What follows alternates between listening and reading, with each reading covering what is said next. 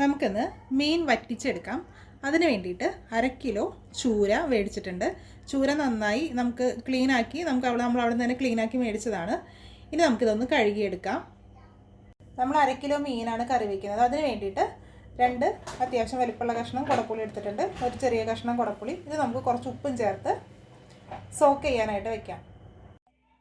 മീൻ വറ്റിച്ചെടുക്കുന്നുള്ള ingredients ആണ്: 2 പച്ചമുളക് എടുത്തിട്ടുണ്ട്, കുറച്ച് ചുവന്നുള്ളി, 2 ചെറിയ തക്കാളി, ഒരു വലിയ കഷ്ണം ഇഞ്ചി, കറിവേപ്പില. ഇനി ഇതെല്ലാം കൂടെ നമുക്കൊന്ന് അരിഞ്ഞെടുക്കാം.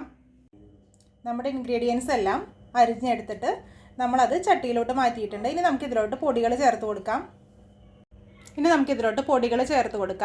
ഞാൻ ഒരു 1/2 ടീസ്പൂൺ ഉപ്പുപൊടി എടുത്തിട്ടുണ്ട്. കാരണം നമ്മൾ കുടപ്പുളി കുതിരാൻ വെച്ചതിൽ ഉപ്പ് ഇട്ടിട്ടുണ്ട്. അതുകൊണ്ട് 1/2 സ്പൂൺ ഉപ്പുപൊടി എടുത്തിട്ടുള്ളൂ. ആവശ്യമുണ്ടെങ്കിൽ നമുക്ക് പിന്നീട് ചേർത്ത് കൊടുക്കാം.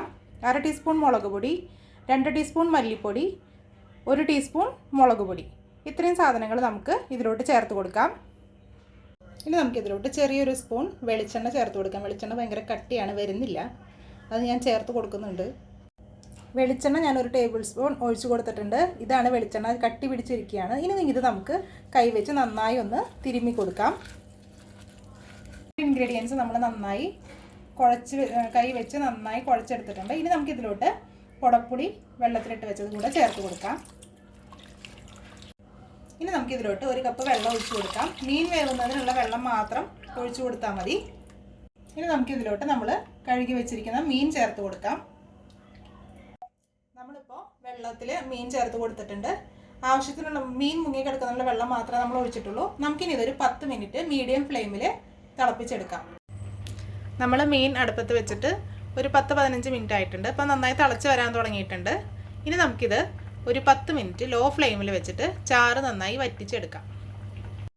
ഇപ്പം നമ്മൾ 10 മിനിറ്റും കൂടെ നമ്മുടെ കറി ലോ ഫ്ലെയിമിൽ വെച്ച് നന്നായി ഒന്ന് വറ്റിച്ചെടുത്തിട്ടുണ്ട്. അപ്പോൾ ടോട്ടൽ നമ്മളൊരു 25 മിനിറ്റ്സ് ആയി.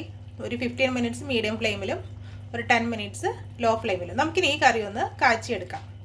അപ്പോൾ നമുക്ക് കറി കാച്ചിയെടുക്കുന്ന നോർമൽ പ്രോസസ്സ് തന്നെ. പാൻ അടുപ്പത്ത് വെച്ചു, വെളിച്ചെണ്ണ ചൂടാക്കുക, ചുവന്നുള്ളി മൂപ്പിക്കുക. പാൻ ചൂടായി വന്നു, നമ്മുടെ വെളിച്ചെണ്ണ ചൂടായിക്കൊണ്ടിരിക്കുന്നു. വെളിച്ചെണ്ണ ചൂടായി വരുമ്പോൾ നമുക്കിതിലോട്ട് ചുവന്നുള്ളി ചേർത്ത് കൊടുക്കാം. ഉള്ളി നന്നായി മുരിഞ്ഞ് വന്നിട്ടുണ്ട്. നമുക്കിനി ഇത് കറിയിലോട്ട് ചേർത്ത് കൊടുക്കാം.